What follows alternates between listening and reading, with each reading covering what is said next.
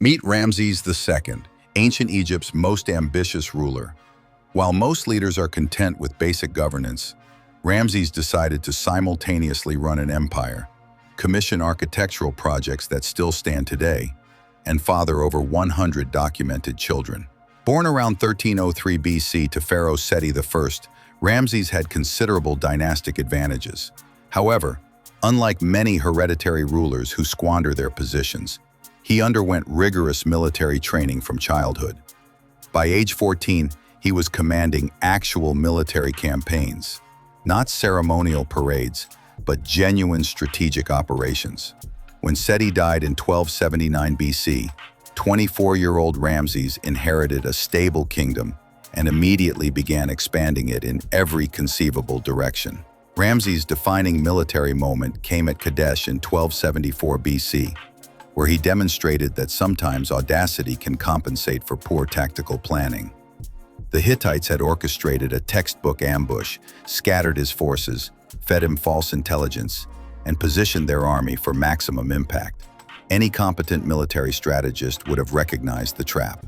Ramses walked directly into it.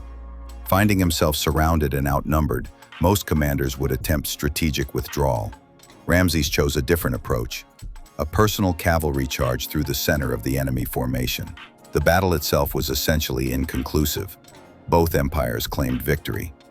But Ramses transformed this military stalemate into a propaganda masterpiece that dominated Egyptian art for decades.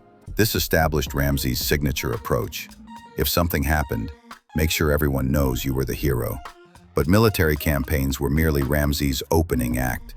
His true passion was ensuring his legacy would be literally carved in stone across multiple continents. Abu Simbel represents the pinnacle of his architectural philosophy. 4 65-foot statues of himself, carved directly into a cliff face. When future archaeologists ask, "Who built this?" the answer is immediately obvious: from space. He also constructed Pi Ramesses, a purpose-built capital designed to showcase Egyptian technological superiority. The city featured advanced irrigation, monumental architecture, and international trade facilities, essentially ancient Egypt's answer to a modern megacity. Not content with new construction, Ramses also renovated existing monuments throughout Egypt and Nubia, helpfully adding his name to buildings constructed centuries before his birth. Now, regarding those 100-plus children, this wasn't personal indulgence, but calculated statecraft.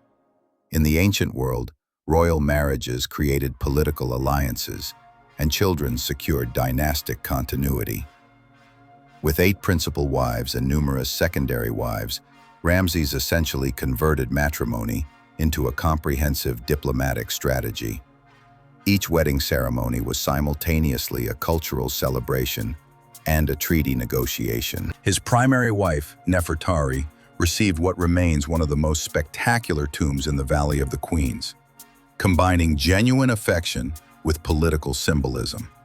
The demographic scale of his family created its own logistical challenges. Ramses lived to approximately 90 and outlived most of his children, creating succession complications that lasted for generations. Ramses ruled for 66 years in an era when most pharaohs were fortunate to see 40. His extraordinary longevity meant he could complete projects spanning multiple normal reigns and establish diplomatic relationships that outlasted his contemporaries. By his death, 3 generations of Egyptians had known no other ruler. Egypt had effectively become synonymous with Ramses II, a personal brand that dominated the ancient Mediterranean for over half a century. His monuments still attract millions of visitors annually, proving that sometimes shameless self-promotion, when backed by genuine competence, can achieve actual immortality. Ramses II demonstrated that with sufficient ambition, strategic thinking, and apparently superhuman stamina, one can simultaneously excel at warfare, architecture, diplomacy, and demographics. He understood that power isn't just about commanding armies. It's about controlling the narrative, building for posterity, and creating systems that outlast your own mortality.